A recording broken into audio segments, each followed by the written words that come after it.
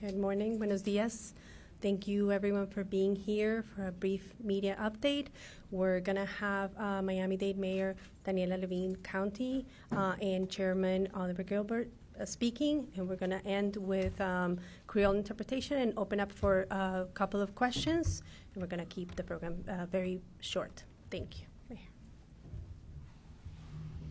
Good morning, everyone. I'm your Miami-Dade County Mayor.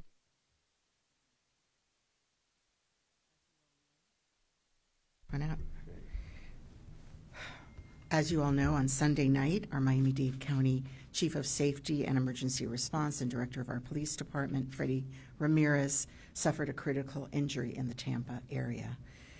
He's still currently hospitalized in Tampa, and I'm very glad to report that he is stable, and he is stable after undergoing surgery on Monday. And every day that he is recovering, he is continuing to regain his strength. He's now alert, awake, and responsive. We're optimistic that he will continue to recover swiftly, surrounded by his family and his loved ones. I want to thank our entire county family, our law enforcement community, and everyone for their outpouring of love over the last few days for Freddie and the Ramirez family, as well as I want to thank our chairman, Oliver Gilbert, and the members of our Board of County Commissioners for their support, strength, and prayers. We're joined by Commissioner Bermudez. I am glad that we were able to be by his side in this time of darkness, as together we hope to see some light. Chief Ramirez is at the Miami-Dade Police Department for nearly 30 years. He rose through the ranks since starting as an officer in 1995 to become director in 2020. He has a distinguished career, a distinguished record of protecting our community for decades. He's a leader beloved by his fellow law enforcement officers and colleagues, and he is a committed public servant who earned my trust and the trust of the former administration as well. I elevated him to the dual role of Chief of Safety and Emergency Response, as well as being Director of MDPD. It's a role in which he was wholly committed to advancing our public safety initiatives, running a top-notch police department, overseeing our Miami-Dade Fire Rescue and Emergency Management departments, and always, always supporting our officers and first responders. He led the county's police response to the tragic Surfside collapse. He carried this department, this government, and much of this community last year when one of his own officers, Officer Etchie, was shot and killed in the line of duty. Freddie is the type of leader, the type of man who bears the burdens of those around him.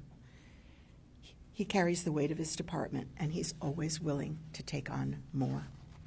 He's a strong and invaluable member of my team, and he has served Miami-Dade County honorably. And in fact, he's done so for most of his life. We're keeping him and his family and his entire Miami-Dade County family in our prayers at this time.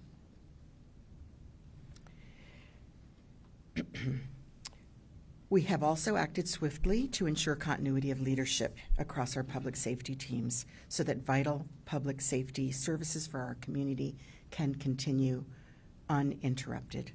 I've appointed our Chief of Corrections and Forensics, J.D. Patterson, as the interim Chief of Public Safety, and he has responsibility now for the public safety portfolio that includes Miami-Dade Police, Miami-Dade Fire Rescue, the Department of Emergency Management, Corrections and Rehabilitation, and the Medical Examiner's Office.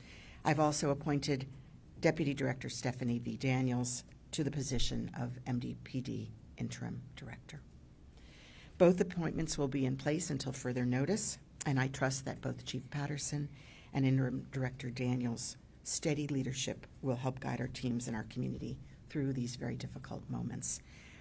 I know that these last few days have been especially challenging for our public safety teams and all who know and love Chief Ramirez.